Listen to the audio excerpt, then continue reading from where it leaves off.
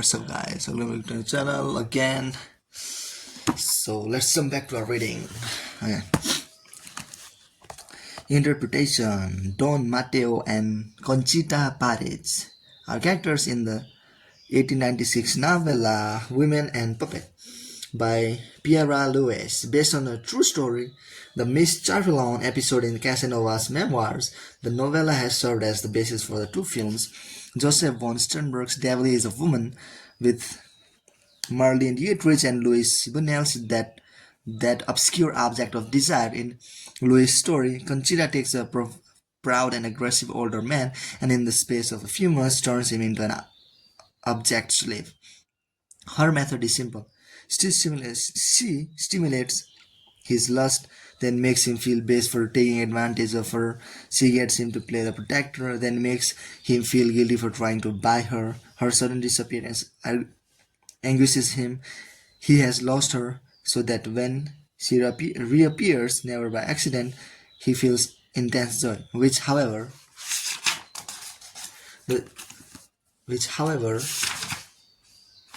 she quickly turns back into tears. Jealousy and humiliation then precede the final moment when she gives him her virginity. Even after this, according to the story, she finds a way to continue to torment him.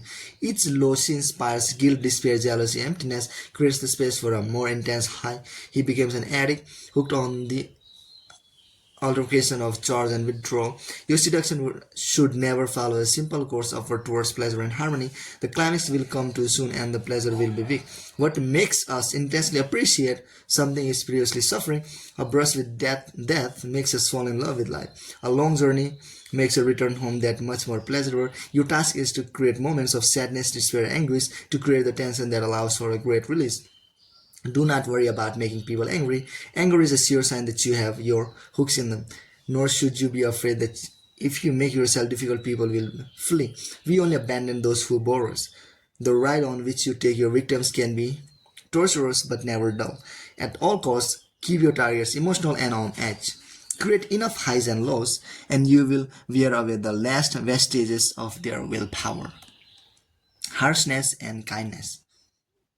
In 1972, Henry Kissinger, then President Richard Nixon's assistant for national security affairs, received a request for an interview from the famous Italian journalist Oriana Fallaci. Kissinger rarely gave interviews. He had no control over the final product, and he was a man who needed to be in control. But he had read Fallaci's interview with a North Vietnamese general, and it had been instructive. She was extremely well informed on the Vietnam War. Perhaps he could gather some information of his own, pick her brain. He decided to ask for a pre-interview, a preliminary meeting. He would grill her on different subjects. If she passed the test, he would grant her an interview proper. They met and he was impressed. She was extremely intelligent and tough. It would be an enjoyable challenge to outwit her and prove that he was tougher. He agreed to a short interview. A few days later, to Kissinger's annoyance, Fallaci began the interview by asking him whether he was disappointed by the slow pace of the peace negotiations with North Vietnam. He would not discuss the negotiations. He had made that clear in the pre-interview, yet she continued the same line of questions. He grew a little angry. "That's enough," he said. "I don't want to talk anymore about Vietnam." Although she didn't immediately abandon the subject, her question became gentler. What were his personal feelings towards the leader of the South and North Vietnam? Still, he ducked. "I'm not the kind of person to be swayed by emotion. Emotions serve no purpose." She moved to grander philosophical issues, war, peace. She praised him for his role in the rapprochement with China. Without realizing it, Kissinger began to open up. He talked of the pain he felt in dealing with Vietnam, the pleasures of wielding power. Then suddenly the harsher questions returned. Was he simply Nixon's lackey, as many suspected? Up and down she went, alternately baiting and flattering him. His goal had been to pump her for information while revealing nothing about himself. By the end, though, she had given him nothing, while he had revealed a range of embarrassing opinions. His view of women as playthings, for instance, and his belief that he was popular with the public because people saw him as a kind of lonesome cowboy, the hero who cleans things up by himself. When the interview was published, Nixon, Kissinger's boss, was livid about it. In 1973, the Shah of Iran, Mohammad Reza Pahlavi, granted Fallaci an interview, he knew how to handle the press. Be non-comedical, speak in generalities, seem firm yet polite. This approach had worked 1,000 times before. Fallacy began the interview on a personal level, asking how it felt to be a king, to be the target of assassination attempts, and why the Shah always seemed so sad. He talked of the burdens of his position, the pain and loneliness he felt. It seemed as a release of sorts of talk about his professional problems. As he talked, Fallacy and said little, her silence goading him on. Then she suddenly changed the subject. He was giving difficulties with his second wife. He was having difficulties with his second wife. Surely that must hurt him. This was a sore spot, and Pallavi got angry. He tried to change the subject, but she kept returning to it. Why waste time talking about wives and women? He said. He then went so far as to criticize women in general, their lack of creativity, their cruelty. Fallacy kept at him. He had dictatorial tendencies and his country lacked basic freedoms. Fallacy's own books were on his government's blacklist. Hearing this, the Shah seemed somewhat taken aback. Perhaps he was dealing with a subversive writer. But then she softened her tone again and asked him about his many achievements. The pattern repeated. The moment he relaxed, she blindsided him with a sharp question. When he grew bitter, she lightened the mood like kissing her. He found himself opening up despite himself, mentioning things he would later regret, such as his intention to raise the price of oil. Slowly he fell under the spell, even began to flirt with her. Even if you're on the blacklist of my authorities, he said at the end of the interview, I'll put you on the whitelist of my heart. Interpretation. Most of Fallacy's interviews were with powerful leaders, men and women with an overwhelming need to control the situation to avoid revealing anything embarrassing. This put her and her subject in conflict, since getting them to open up, grow emotional, grow up control was exactly what she wanted. The classic seductive approach of charm and flattery would get her nowhere. With these people, they would see right through it. Instead, Fallacy preyed on their emotions, alternating harshness and kindness. She would ask a cruel question that touched on the deepest insecurities of the subject, who would get emotional and defensive. Deep down, though, something else would stir inside them. The desire to prove to Fallacy that they did not deserve her implicit criticism. Unconsciously, they wanted to please her, to make her like them. When she then shifted tone, indirectly praising them, they felt they were winning her over and were encouraged to open up. Without realizing it, they would give freer rein to their emotions. In social situations, we all wear masks and keep our defenses up. It is embarrassing, after all, to reveal one's true feelings. As a seducer, you must find a way to lower these resistance. The charmer's approach of flattery and attention can be effective here, particularly with the insecure, but it can take months of work and can also backfire. To get a quicker result and to break down more inaccessible people, it's often better to alternate harshness and kindness. By being harsh, you create inner tensions. Your targets may be upset with you, but they are also asking themselves questions. What have they done to earn your dislike? When you then are kind, they feel relieved but also concerned that at any moment they might somehow displease you again. Make use of this pattern to keep them in suspense, dreading your harshness and keen to keep your kind. Your kindness and harshness should be subtle. Indirect digs and compliments are best. Play the psychoanalyst and make cutting comments concerning their unconscious motives. You are only being truthful. Then sit back and listen. Your silence will goad them into embarrassing admissions. Leave in your judgments with occasional praise, and they will strive to please you like dogs. Love is a costly flower, but one must have the desire to pluck it from the edge of a precipice. Stand tall. Keys to seduction. Almost everyone is more or less polite. We learn early on not to tell people what we really think of them. We smile at their jokes, act interested in their stories and problems. It's the only way to live with them. Eventually, this becomes a habit. We are nice even when it isn't really necessary. We try to please other people, to not step on their toes, to avoid disagreements and conflict. Niceness in seduction, however, though it may first draw someone to you, it is soothing and comforting, soon loses all effect. Being too nice can literally push the target away from you. Erotic feelings depends on the creation of tension. Without anxiety and suspense, there can be no feelings of release, of true pleasure and joy. It's your task to create that tension and the target, to stimulate feelings of anxiety, to lead them to and fro, lead them to lead them to and fro so that the culmination of the seduction has real weight and intensity. So rid yourself of your nasty habit of avoiding conflict, which is in any case unnatural. You are most often nice not out of your own inner goodness, but out of fear of displeasing, out of insecurity.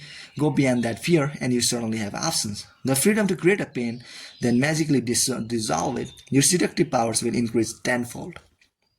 People will be less upset by your hurtful actions than you might imagine. In the world today, we often feel starved for experience and we crave emotion even if it's negative. The pain you cause your targets then is bracing. It makes them feel more alive. They have something to complain about. They get to play the victim. As a result, once you have returned the pain into pleasure, they will readily forgive you, stir up their jealousy, make them feel insecure, and the validation you later give their ego by preferring them over their rivals is doubly delightful. Remember, you have more to fear by boring your targets than by shaking them up.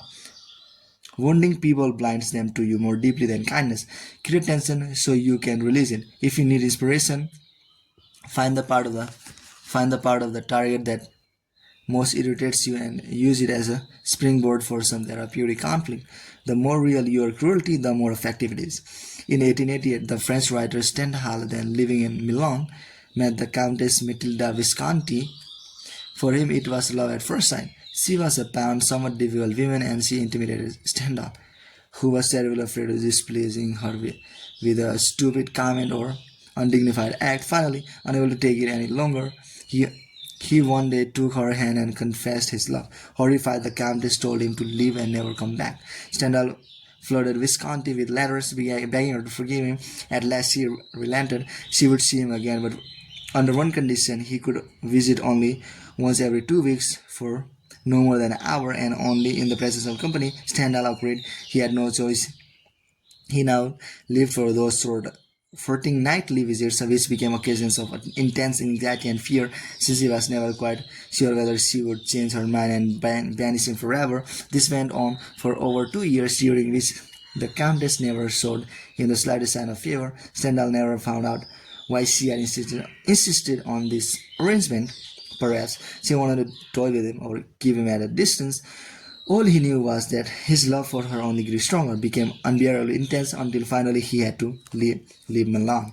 To get over this sad affair, Stendhal wrote his famous book on love, in which he described the effect of fear on desire. First, if you fear the loved ones, you can never get too close or familiar with him or her.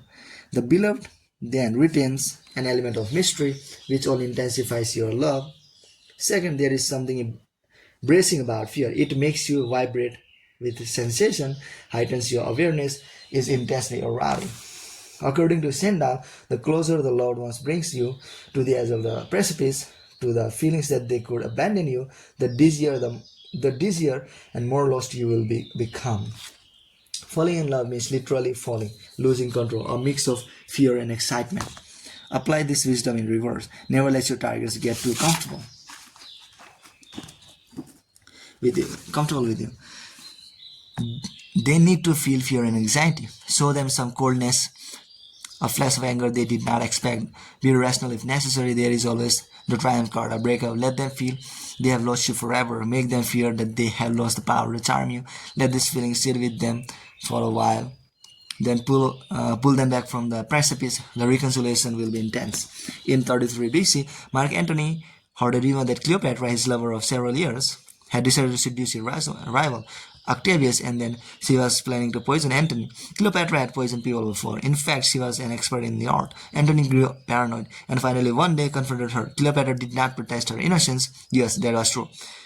It was quite within her power to poison Antony at any moment. There were no precautions he could take. Only the love she felt for him could protect him. To demonstrate, she took some flowers and dropped them into his wine. Antony hesitated, then raised the cup to his lips. Cleopatra grabbed his arm and stopped him. She had a prisoner brought in to drink the wine, and the prisoner promptly dropped dead, falling at Cleopatra's feet. Antony professed that he loved her now more than ever. He did not speak out of cowardice. There was no man braver than he, and if Cleopatra could have poisoned him, he, for his part, could have felt her and gone back to Rome. No, what pushed him over the edge was the feeling that she had control over his emotions, over life and death. He was her slave. Her demonstration of power over him was not only effective but erotic. Like Antony, many of us have masochistic yearnings without realizing it.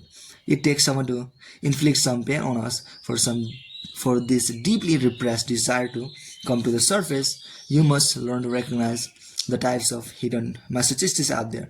For each one enjoys a particular kind of pain. For instance, there are people who feel that they deserve nothing good in life and who, unable to deal with success, sabotage themselves constantly. Be nice to them, admit that you admire them, and they are uncomfortable since they feel that they cannot possibly match up to the ideal figure you have clearly imagined them to be. Such self-saboteurs do better with a little punishment. Scold them, make them aware of the inadequacies they feel they deserve such criticism, and when it comes, it is with a sense of relief. It is also easy to make them feel guilty of feeling that deep down they enjoy other people experience the responsibilities and duties of modern life as such a heavy burden. They long to give it all up. These people are often looking for someone or something to worship. A cause, a religion, a guru, make them worship you. And then there are those who want to play the martyr. Recognize them by the joy they take in complaining, in feeling righteous and wrong, then give them a reason to complain. Remember, appearances deceive. Often the strongest looking people, the Kissingers and Don Matteo may secretly wanna be punished. In any event, follow up pain with pleasure and you will create a sense of dependency that will last for a long time. Symbol, the precipice. At the edge of a cliff, people often feel lightheaded, both fearful and dizzy. For a moment, they can imagine themselves falling headlong. At the same time, a part of them is tempted. Lead your targets as close to the edge as possible, then pull them back, no thrill without fear. Reversal. People who have recently experienced a lot of pain or a loss will flee if you try to inflict more than them. They have enough in their lives already. Far better to surround these types with pleasure that will put them under a spell. The technique of inflicting pain works best on those who have it easy, who have power and few problems. People with comfortable lives may also feel a gnawing sense of guilt, as if they had gotten away with something. They may not consciously know it, but secretly they long for some punishment, a good mental thrashing, something that will bring them back down to earth. Also, remember to not use the pleasure through pain tactic poorly. Some of the greatest seducers in history, Byron, Jean King, Madame Mao, Picasso, had a sadistic streak, an ability to inflict mental torture. If their victims had known in advance what they were getting themselves into, they would have run for the hills. In truth, most of the seducers lure their targets into their webs by appearing to be paragons of sweetness and affection. Even Byron seemed like an angel when he first met a woman, so that she tended to doubt his devilish reputation, a seductive doubt, for it allowed her to think of herself as the only one who really understood him.